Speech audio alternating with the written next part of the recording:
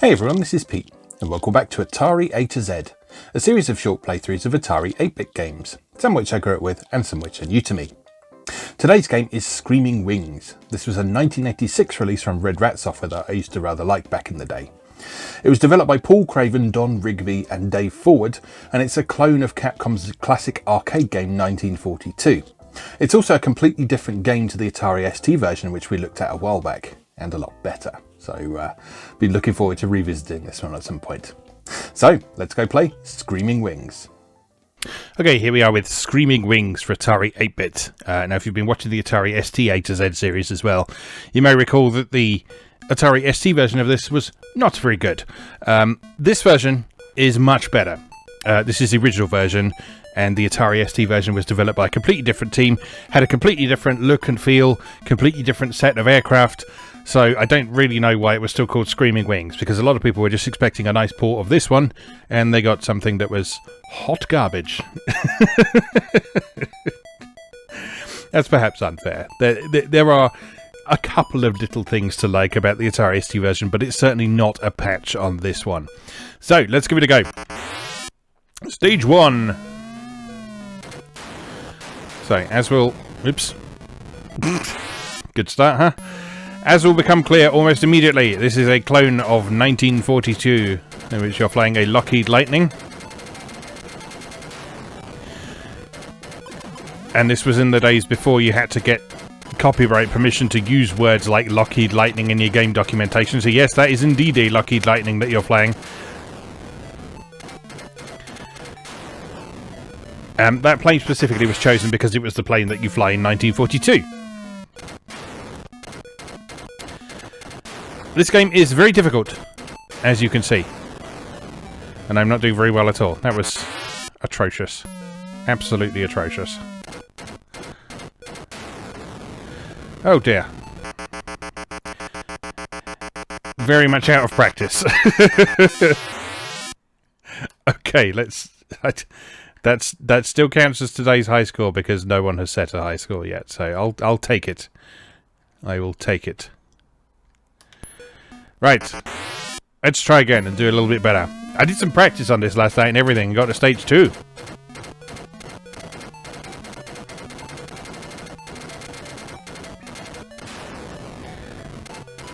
This is a game that loops infinitely, it's not one you can finish. And the thing to do in these early stages is... Oh no, explosions kill you. Is just try and keep out of trouble as much as possible, because until you get the rapid fire power up, it's very easy to just walk into trouble. Now you do have a loop function like you do in 1942. It's slightly cumbersome to use in that you have to press the spacebar to do it, but the option is there. And it's kind of best to save that for certain specific formations, because there are some formations of enemy aircraft that are almost unavoidable if you don't use the loop.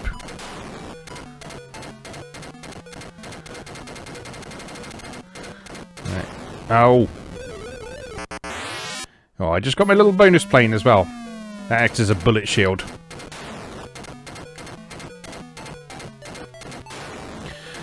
So, absurd difficulty aside, I've always quite liked this game, and I still like it today, because for a shoot-'em-up of the era, it's actually surprisingly sophisticated. Because on the Atari 8-bit, there are a lot of very, very simple shoot-'em-ups. But this one has power-ups. It has a means of dodging. It has bonus items. It has smart bombs. And it has things that appear that you can use as a bullet shield as well. So just as I died on one of those attempts, you would have seen another little plane starting to fly in front of me. That doesn't supplement your firepower at all, but it does block bullets, which is not something... Not the sort of power-up we saw very often in shoot-'em-ups on the Atari 8-bit. Right. We got the X power up now. This allows you to rapid fire. So I'm just holding down the fire button now, and you see we're shooting much more quickly. And that D icon there, that is a destructor bomb. Which means if you tap D on your keyboard, it should blow up everything on screen. But again, you have to take your hands off the joystick to use that. But you see with the rapid fire, it's much... And in fact, if you look at the speed of the bullets, it's not actually that much more rapid than the basic shot, but it certainly feels much more rapid thanks to that sound effect. And it's much easier to hit things. There we are, now we're cooking. Now, according to the manual, if you don't keep collecting power-ups, supposedly a fireball will spawn and kill you. I've never actually seen that, but supposedly it does happen. Oh no! Oh no, that's the end of the level. That's the end of the level. Oh, we've got to do it all again. Okay, there's our bullet blocking ship. So you see, that can just absorb bullets coming in from the front. So that makes it much easier to take down a lot of these formations.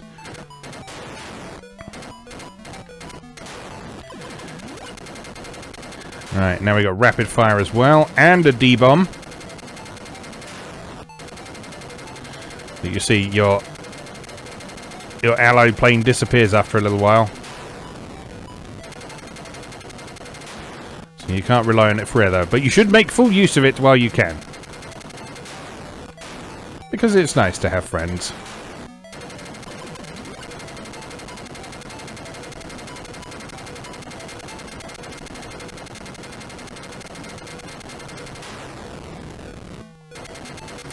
Yeah, I do want to at least get to the second level, because the second level introduces some additional things over what we're seeing in this stage. And it would be good to get that far at least. That big pickup there, that's just a score item, I believe. Alright, so let's just land on the carrier without dying. There we go, we've done it!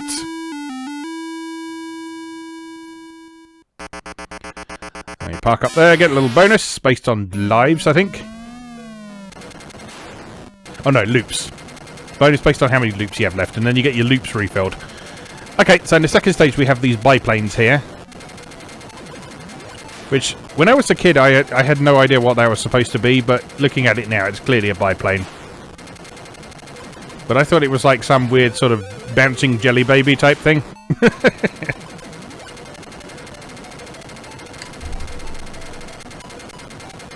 Right, here we are. This is the big thing we introduce in the second stage, is this massive bomber here. Which takes a hell of a lot of shooting to take down. Oh. I'm not sure I count it as a boss, because it doesn't come at the end of the stage or anything, but it is like a significantly tougher challenge than anything I'd seen in a shoot 'em up at this point when I first played this. Oh, Mr. D-bomb. There's your loop. So you see that sort of swooping formation of enemies. It's all but essential to use it. Essential to use the loop to avoid them, and also to pick where on the screen you use it is important as well.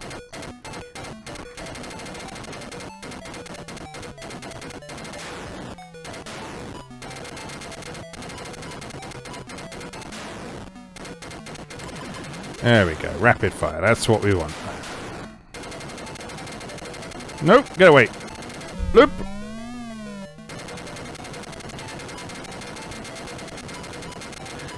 Right, we got this time. Right. Oh, you can't move while you're looping. That makes sense, I guess. It's still... it still caused problems for my core strategy there, though, however. Okay, if you position yourself, you can actually avoid them without having to loop. Which is good, because my spacebar didn't respond just then. Oh, you can't loop when the plane's there.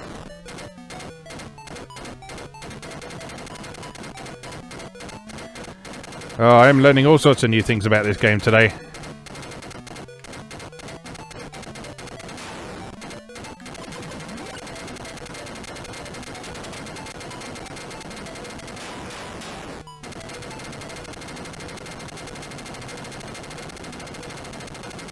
There we go. Right, come on, big bomber dude, we got you.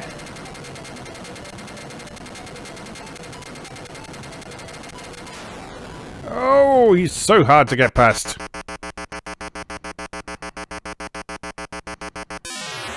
Well, that was certainly a big improvement. I'm now less ashamed to put my name in for the high score table. Or just the high score. It's not a table, it's just Pete.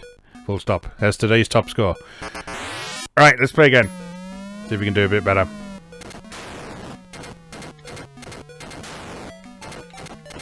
But yeah, hopefully you can see. Oh. Hopefully you can see from what we're doing here that the gameplay in this is, I mean, obviously it's noticeably clunkier than sort of 16-bit shoot-em-ups in particular. But you can hopefully also see that it's a cut above a lot of other stuff that was on 8-bit platforms at the time. 8-bit home computer platforms, I should say. The NES had some great shoot-em-ups.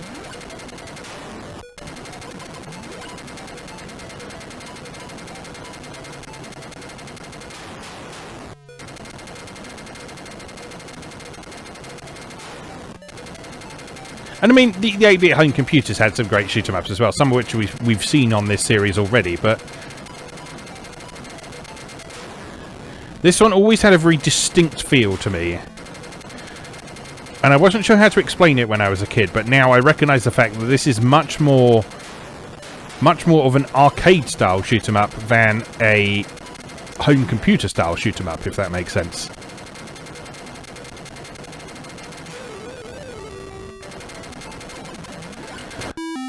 So it's got that brutal level of difficulty of the arcade, but it's also got some satisfying, slightly more complex mechanics than you saw in a lot of other games of the period. We do keep rapid fire when we move on to the next stage, that's good. Loop! There we go, that's how you avoid them.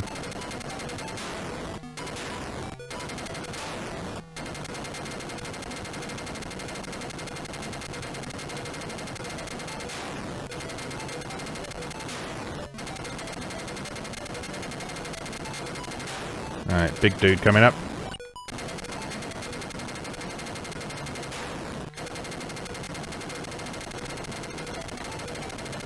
Just avoid them, and there it is. Alright, start shooting as soon as we can over on this side.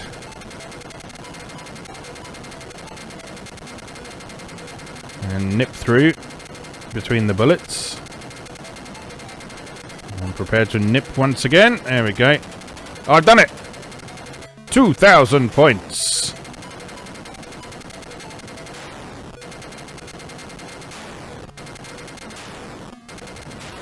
Oh, you cheeky... That's the fireball. That's the fireball that comes and gets you if you don't keep collecting power-ups, which is an incredibly rude game mechanic. Especially since it comes from behind. That's horrible.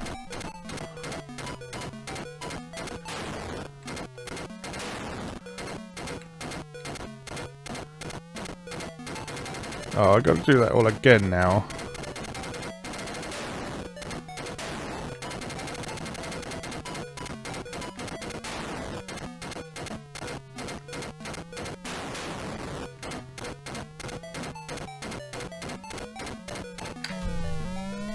Loopity-loop.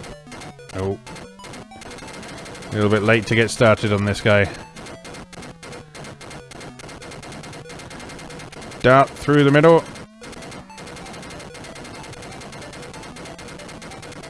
And dart again. We got him. Alright, we got the strategy for that down pat now. Oh no! Death before end of level, once again!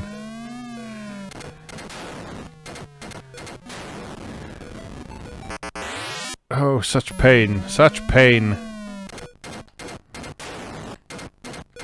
I think you get an extra life every 10,000 points as well, so if we can make it to 20,000 points, which is not beyond the realm of possibility at this point.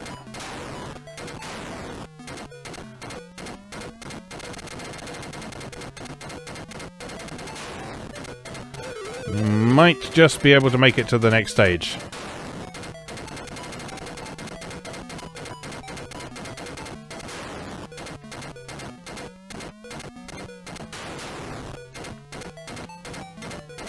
Come on, big guy. There you are.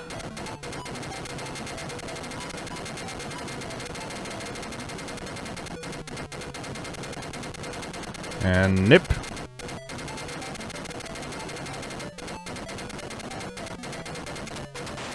There we go. Lovely stuff.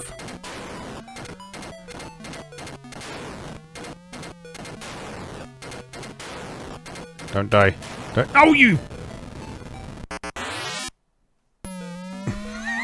That's such a bullshit mechanic. It really is.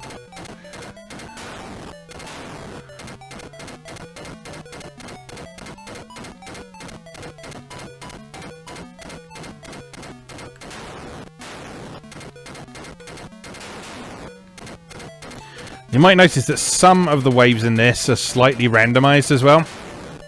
So there's some fixed stuff, like these biplanes always appear at this point and the bomber always appears at the same point. But some other waves are semi-randomized.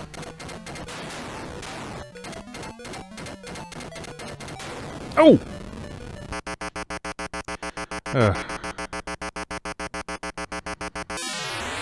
Got a much better score, despite the fact that I actually shot down fewer aircraft that time. But still, an improvement. Excuse the noise if you can hear that. I don't know what that is. It's some sort of powered implement, and I can't tell if it's on the road or if it's my wife doing DIY. Could be either, to be perfectly honest. Anyway, hopefully it's not coming up too much. And hopefully it won't last too long, because it's mildly annoying. Of course, if you can't hear it at all, then this is besides the point. But, you know, I can hear it.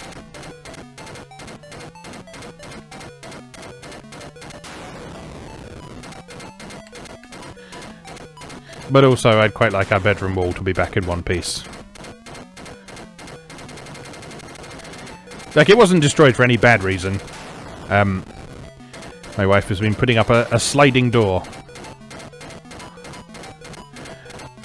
Because we put some shelves up to put books and stuff on.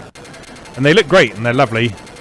But we realised after they were put up, you couldn't actually shut the door anymore. Not that we shut the door very often anyway, because we have cats and they like to come in.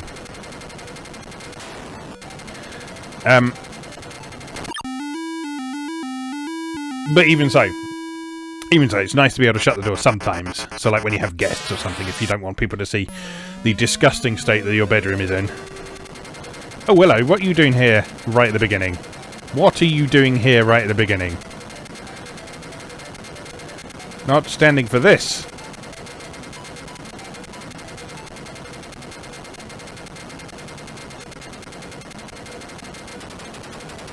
You get right out of there. Yes, you. See what I mean about randomization?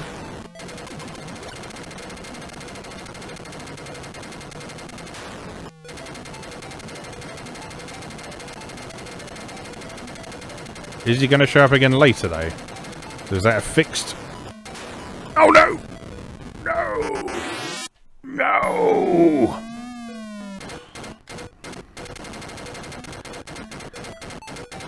What is going on? This level has been completely different.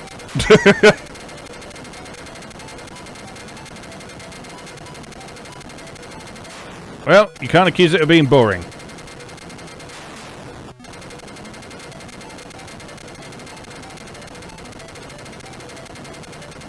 You again. Fine, we know how to deal with you now. I mean, it's not a complicated strategy. It shoots you repeatedly until you crash, but, you know.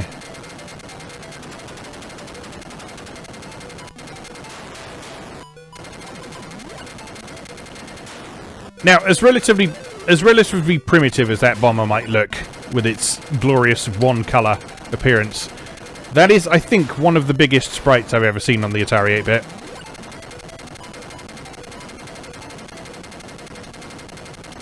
And thus, that was kind of impressive back in the day.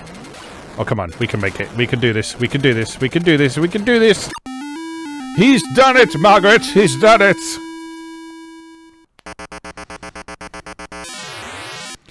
Stage 3. Bring it on. I'm ready for you. You again. You're no problem.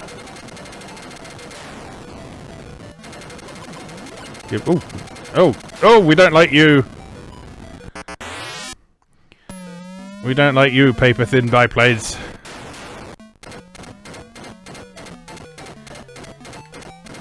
And without rapid fire either. We like you much better. We can shoot you down.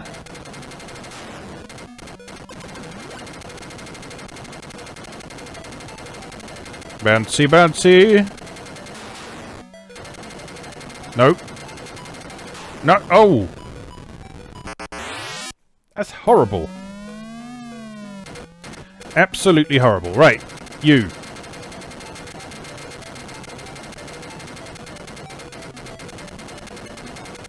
Not having...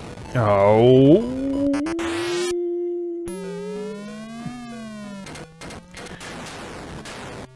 I wanted my 2,000 points. There we go. Right, this time we'll get the 2,000 points. Right. Shoot him, shoot him, shoot him. Nip. In fact, we can nip safely while we've got the shield plane. There we are. There's our 2,000 points. Now we've beaten the high score. I feel better now. I was feeling a little bit hard done by the fact that we were on a later level, but I had a lower score.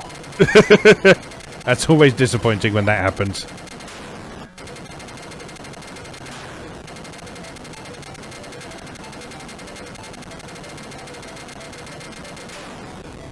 Die. Die. Die. No! Oh, where's the end of the level? We got another life, though. We can do this. Can we make it to 30,000 points? I suspect not.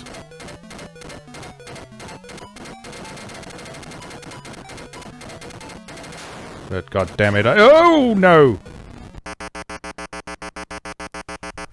Well. Well then.